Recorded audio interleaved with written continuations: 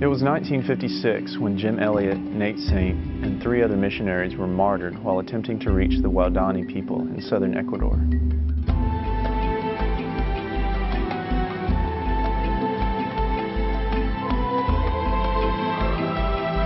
We know their sacrifices were not in vain, but 50 years later, as we make our way to this part of the country to meet, photograph, and pray for the people here, there are still many villages untouched by the gospel. Will we be able to reach some of them? Will anyone, for that matter, be able to get the gospel to the more than 200 unreached people groups hidden in this inaccessible jungle called the Amazon Basin? This is definitely a challenge for our time.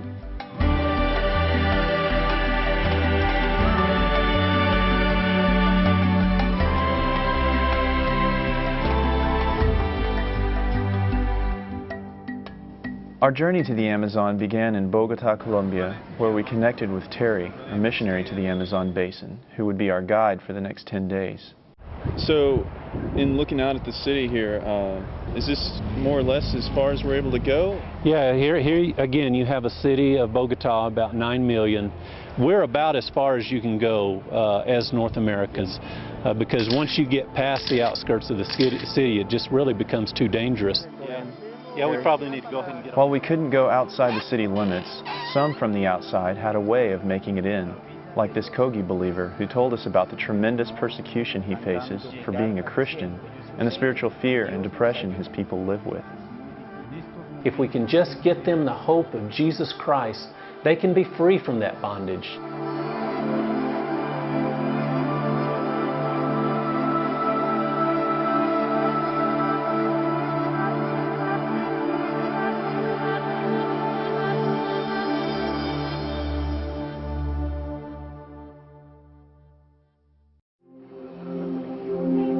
As the day was coming to an end, it was time for us to move on and catch up with missionary Russ Bear for what would be busy days of traveling just to get to the outer edge of the Amazon.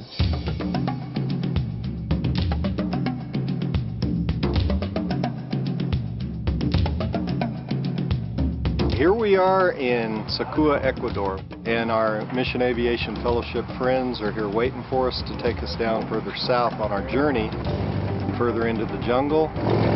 But the weather's bad down south, so we're kind of waiting around for the clouds to lift a bit. Eventually, today, half of our group was able to move on, but not all of us. After Terry and I caught up with the rest of our expanding team, we had to travel several more hours before we got to the nearest village of an unreached people group called the Shuar. We finally pulled into a Shuar village, and when we arrived, we began talking with the village leader, who's known as kind of the president of the area villages for the Shuar.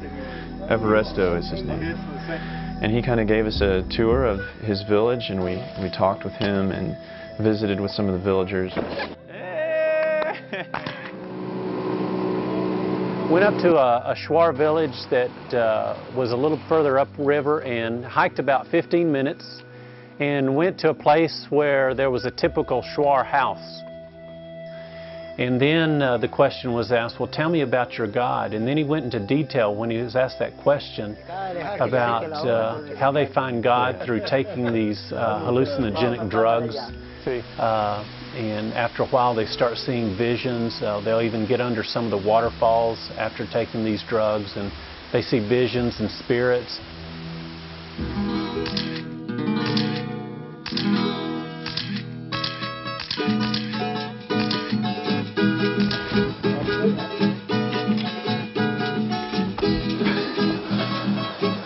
Yesterday's attack breaking the mountains over there. So we must have went up and up. We just hiked for about an hour over a ridge through some muddy valleys to get to this remote village. As we've arrived here, we found out that just over that ridge over there is Peru, so we're right on the Peru-Ecuador border. Since most of the people were not in the village when we arrived, Everesto took team members back to his village to meet his family.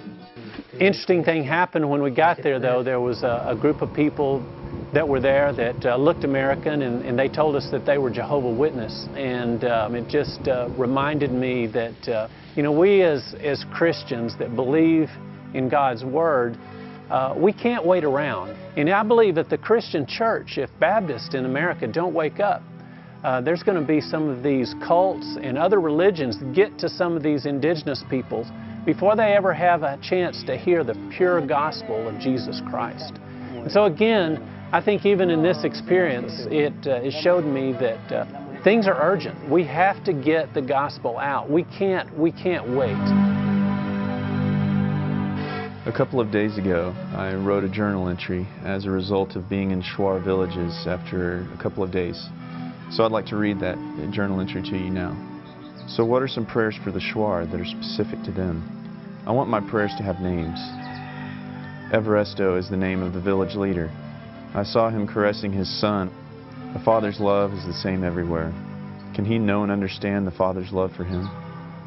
That's my prayer as he told me of how he was doing hallucinogenic drugs and acupuncture under a waterfall, and how that was somehow a blessing and a form of discipline. It's a confused system of worship and fear. The Shuar are a people that are surrounded by analogies.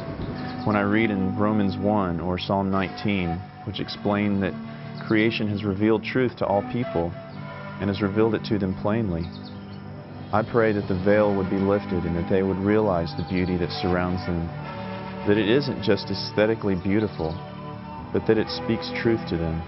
So would you join me in praying for the Shuar and for all the unreached peoples of the Amazon Basin, that they would experience the truth of the gospel, both in creation and in word.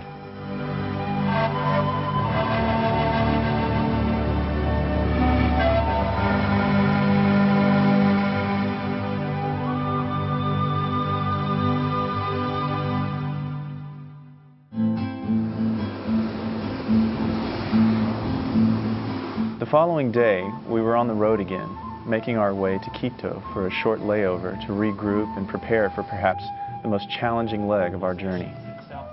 As far as we went, it was just a thin slice of the whole Amazon basin. It goes, you know, covers a huge area the size of the United States.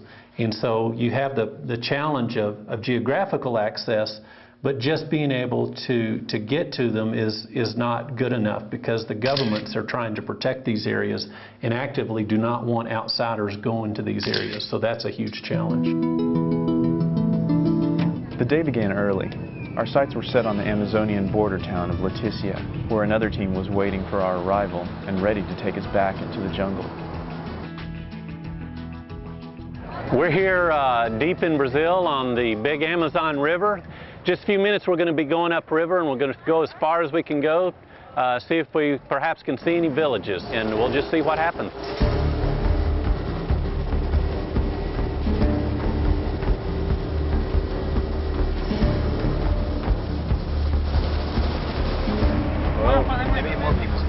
Today we were surprised. We were going along in the boat. The boat all but flips over as we're trying to weave left and right and go straight and idle the motor through this shallow region. Just about tipped over.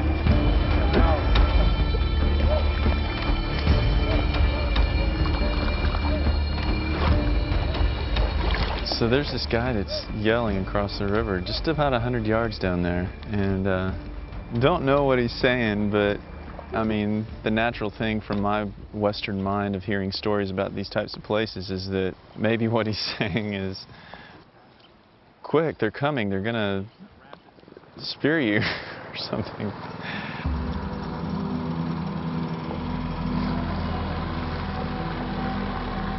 Sometimes in life, everything is taken away from you, and all you're left being able to do is just to pray. I think any good story or any good experience has a climax and a resolution. And for me, the climax of the trip was when our boat just about flipped over trying to navigate a difficult section of the Amazon. That was kind of a turning point for me in understanding that some of the images that I wanted to get just couldn't be taken. But what filled the place of that ambition was a new understanding that you just can't go there, and that the change of plans is the story. It's the actual journey of going to these places and trying.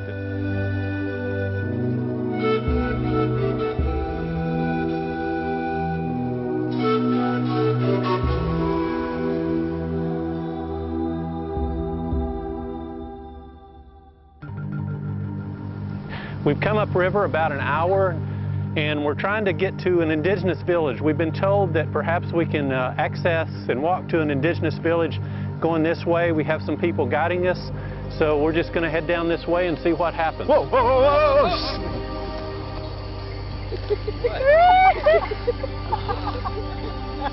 Okay.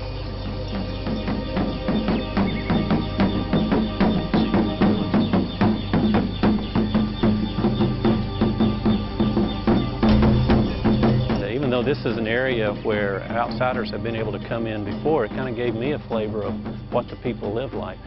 And so even though we're here, we still know that there's many tribes that live way on up north in that area that we just can't get to. If you go back too much further, a few miles back there, you get into areas that are really dangerous for Americans to go.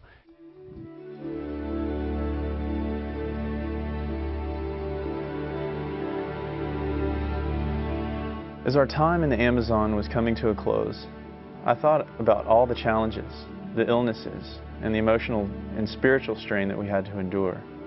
But for the most part, it wasn't as hard as it could have been. Perhaps what will be harder in the days to come is whether I'll be faithful to pray for the people here. And you know, as Americans, we've been blessed in just phenomenal ways. A freedom of religion, with wealth, with choices that many people around the world do not have. And so I want to challenge you to ask, how can you make a sacrifice to make the Great Commission real to people throughout South America?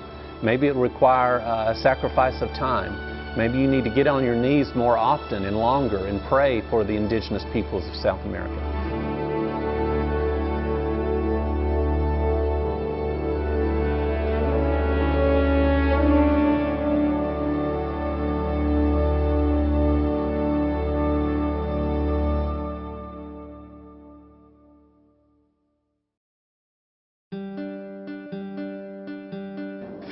$52 years ago, when Nate Saint and the guys that gave their lives to try to reach the Wadani, when they died, it really raised up a host of prayer warriors that began to pray for the Wadani. And today we have many Wadani believers. There is power when God's people pray. We can go to the Southern Shuar and we can tell them about Jesus Christ.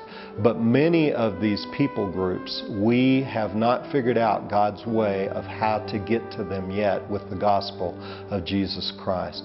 Would you join me in praying that God would show us how the flow of His truth in the gospel that we need for faith in Jesus Christ could flow where these people live, all over the Amazon basin? As a photographer, I got into this because I am passionate about the idea that images could communicate something to people in a far different way of life, what's happening in a different place and how they can be involved. And so through the photographs, that's my prayer, is that as I've developed a burden through real experiences for the Shuar and all the other people of the Amazon Basin, that to the degree that you're able to experience that as well through the images and the audio, I pray that you would develop a heart for those people as well, and that you would pray.